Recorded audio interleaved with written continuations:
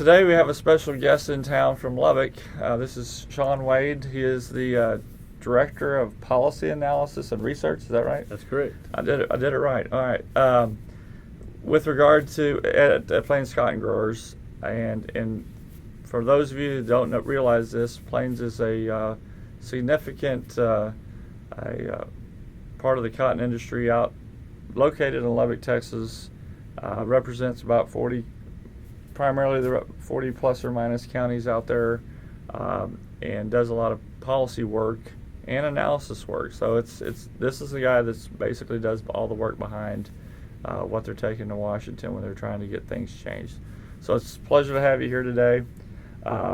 Just going to go through a couple of things. We've been talking about getting you in here and videoing for, let's just say months, and I'm not sure. Months that's a pretty safe way to put it. And initially, it was a big discussion. The big deal was, when we start doing these analyses on cotton in particular, if you're a solid plant cotton person, it's not a big deal because the farm program data and the FSA data and the crop insurance data match up pretty well. But if you're one of these skip row guys, there's lots of different planting patterns, and we were a little bit worried about being able to mesh get the farmers to really understand how to plug stuff in our tool, basically. Do you have any feeling for how that worked out in terms of, most of the conversions were actually maybe pretty publicly available? Yeah, I mean, by and large, I think that the way the information was the way that you asked for it to be put into the tool was exactly the way most producers are going to actually get that information from their insurance agent or from their AIP, because cotton's kind of unique when it comes to the skip row situation, in that we do not only have skip row conversion factors for the acreage itself, but also we have yield conversion factors. But in order to make that whole process work, all of these yields that we produce when we're planting in a skip row pattern get converted back to a solid plant equivalent. So the yields that you're actually putting into the decision aid tool are going to be relevant in that once you choose your planting pattern, then everything will, the math will work out for itself to establish the correct coverage amount and that sort of thing for your pattern. Okay. Well, at this date, we're pretty much through, almost through sign up. We got a week left. With regard to cotton in particular, we're going to go through a long discussion about the policy changes and things. But with regard to the sign up, how big of I know from my experience in meetings out there, how big a shock was it for many of the producers to find out, hey, we don't really have to do that much with FSA anymore? Well, I think it was, early on in the process, I think everybody was pretty kind of intimidated just from the sheer number of things that we were talking to them about, having to go in and do base reallocation and yield updates and then program elections and then signing up, and then you couple that with the crop insurance sales closing date kind of falling right in the middle of all those deadlines, and people were quite overwhelmed, I think, early on. But I think as we went along, especially as they got one or two meetings under their belts and they really began to understand a lot more that we have, really there's just kind of a decision here, and then you're done. Right. And then, the next one, you go to the next one. And I think the FSA side actually began to really kind of take care of itself by the time we got to the end. And especially, I think, in say the last 4 to 6 weeks, producers have really kind of began focusing, especially after they've been done with harvest, and they're able to kind of sit down and say, okay, this is what I need to do, and actually get these things done pretty incrementally. And we've seen a drastic improvement in the sign-up numbers. I was talking to the FSA folks just yesterday, as a matter of fact, or Friday, and they were telling me that, about a week or so ago, we were looking at, maybe 30-ish% had actually gone through and done the program election portion. Right. But that as of Friday, just in about a 2-week period, that number had jumped to well over 50%. Right. So people are coming in and getting things done, and it's looking pretty good right now for that process to be complete. I know that some of your coverage area that you work with out in the Lubbock area, basically, when it came to the FSA decisions, their big deal was they have a little bit of other bases. They've got all this generic base that they're going to have to work through that process, and I always say you're going to allocate it by what seed you buy. That's kind of how that's going to work. But essentially, just remind folks, all that generic base, these decisions are going to have to be made before March 31st on if you plant some other crop, what program choice. Yeah, I think that the concept of generic base has been a little bit hard for some folks to understand. I think once you can explain it to them, they're much relieved that their cotton base doesn't just disappear, and that there is a mechanism to kind of make that base or allow that base to work for them within whatever their cropping patterns are. And I think that as we go along, people will get much more comfortable with how you actually go in and do the allocations for the generic base. Once we get all the rules finalized and kind of out there, people are going to be able to sit down and say, okay, if I plant this mix of crops on these farms, this is what my safety net will look at, like both from the FSA standpoint as well as from the crop insurance standpoint. And you're exactly right. We have probably less than 10 or 15% at the most base acres that would be actually eligible for reallocation. And so for most growers, that was really a fairly easy part of the process.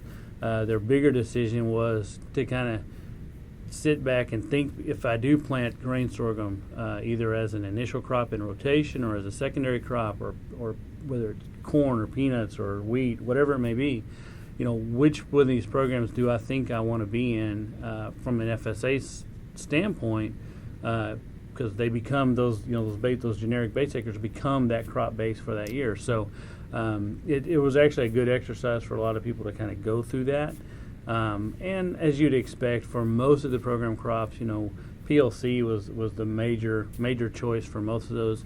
There were a few counties in combinations. That Ark County looked like a pretty good choice for a couple of crops. But by and large, I think growers kind of defaulted in many respects to what they know, and they know target price type programs, and that's what the price loss coverage program is. You couple the knowledge of previous knowledge or comfort level with a price-based plan, plus in some places the county average yields were not what people liked, and it was really difficult. I found it pretty difficult to get people beyond, all right, you don't like the yield, but it really doesn't matter whether you like that yield or not. It matters what the next year's yield is relative to that yield. Right. And it's all relative. You could, if you had a big high yield you're excited about, well, it's all relative. I mean, whether you're going to have a loss or not.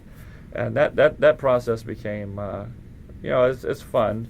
I think I may be insulting some of my colleagues in Extension, but I think in the state of Texas, I probably did the most meetings on the Farm Bill, and you're probably number 2.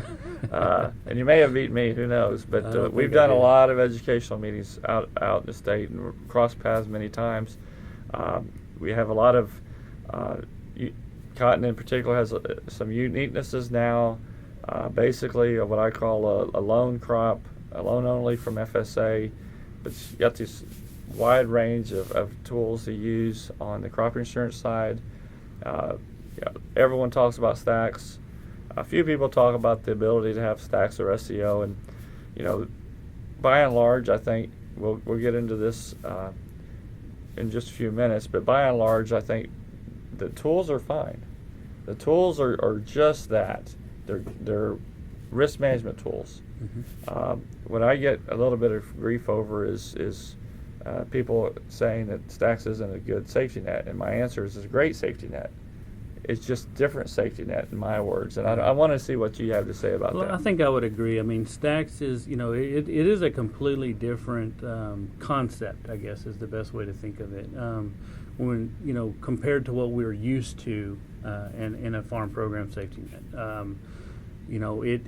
It's a mechanism that can and has been replicated for a couple other crops in a similar fashion, but it's not exactly the same. When you look at the Ark County program, for example, or the Ark individual, Those are similar shallow loss type programs that are Right. based on a county-wide expected yield Right. versus a harvest time price. But the mechanisms are just slightly different. Now, from a cotton perspective, do we have the same type of mechanism as you have offered in the Ark County program? Yes, you do. Is it, how is it different? On the one side, it's an insurance product, so you're actually going to have to, pay some premium Right. for that. It has a very attractive subsidy level to Right. keep that as an affordable risk management choice. And I think that most of the work that I've looked at and yields and looking at county yields, by the time you apply the subsidy level with all the other factors when you're looking at stacks, dollar for dollar, stacks really does line up very well with your underlying cost of coverage. So Right. your underlying safety net from crop insurance, that multi-peril policy you're buying, is lining up cost-wise very much with stacks. Right. Okay, the numbers are all different, but by the time you get to the end of the calculation, everything lines up pretty well. So it makes it a very, I think it's worth looking at. I think it's a program that you need to, once you understand how it works.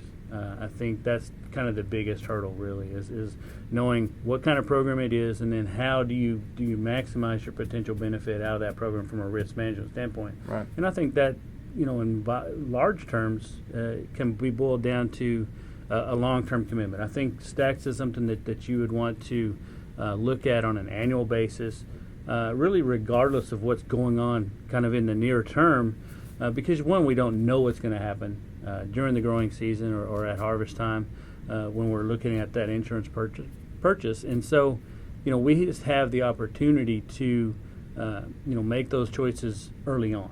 Okay, and I think, like I said, a commitment to that on an annual basis, probably over time, will get you your maximum return out of that safety net program. Then on the other hand, it doesn't have a payment limit associated with it because it is a crop insurance product. So, that's a positive trade-off, really, when you're looking at any of the FSA programs where you're limiting, you have some limitations on the amount of benefit that you can receive. Right. The crop insurance, if the situation is bad enough that it triggers that maximum indemnity, you're going to get all of it. Right. And then, in that situation, it's probably a situation that has affected, it's either a national price type situation Right. or a quite large scale area-wide Right. yield problem.